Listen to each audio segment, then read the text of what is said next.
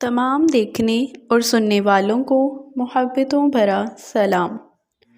नाज़रीन, ये वाक़या है एक लड़की का और ये उसकी शादी का दिन था।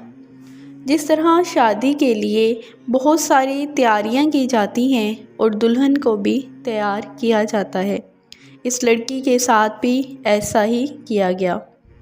फिर ऐसा हुआ कि मगरिब की नमाज़ हुई और मगरिब के बाद इस लड़की का मेकअप किया गया और बहुत खूबसूरत सा लिबास इसको पहनाया गया।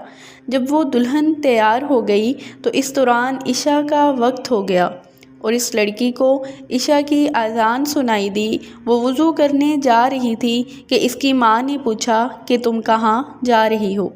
इसने कहा कि इशा की अज़ान हो गई है तो सोचा कि नमाज अदा कर लूँ, क्योंकि इसके बाद शादी की रस्मों में वक्त नहीं मिलेगा।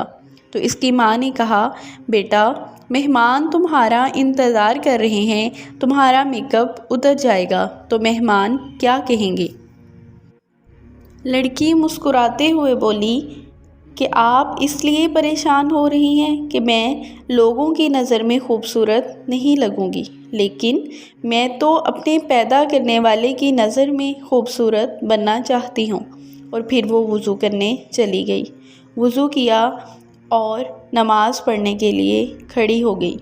और सजदे में जब गई तो देखा कि इस लड़की ने सजदे में वो मज़ा पाया जो बहुत ही कम लोगों को नसीब होता है, कि वो सजदे से दोबारा उठ ना सकी और अपने खालिक हकीकी से जा मिली।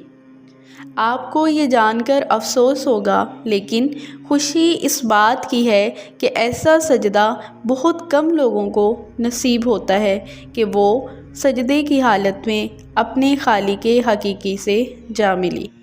उस वक्त में उसकी माँ ने सब्र किया और कहा कि मेरी बेटी, तुमने सही कहा था कि लोगों की खुशी कोई मायने नहीं रखती, बल्कि अल्लाह की खुशी ज़्यादा मायने रखती है। अल्लाह ने इसे हालते सजदा में अपने करीब कर लिया। अल्लाह ने अपने हालते सजदा में इसको करीब कर लिया।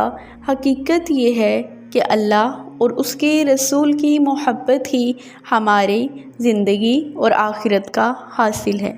दुनिया तो शहद दिखाती है और जहर पिलाती है, आराम तो आखिरत का आराम है।